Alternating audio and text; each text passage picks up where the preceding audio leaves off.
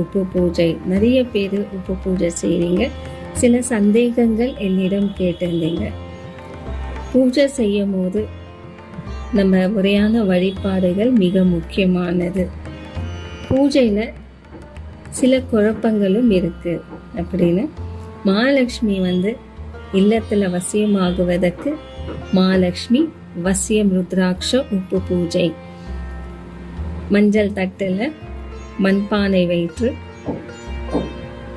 கடலுப்பு, வெள்ளை கல்லுப்பு, ருத்ராட்சம், காசு, எலுமிச்சை பழம் வைத்து பூநூலில் கட்டி மண்பானையை பூநூலில் கட்டணும். 9 நெய் தீபம், 6 வெத்தலை மேலே கோரிக்கை தீபம். 4வது வாரம் வேலைக்கிழமை உப்பை தண்ணியில் கரைச்சி தென்னை மரத்துக்கு ஊற்றணும். நிறைய பேர் சில சந்தேகம் கேட்டிருந்தீங்க. நான் அப்பார்ட்மெண்ட்டில் இருக்கேன், இதை எப்படின்னு. நீங்கள்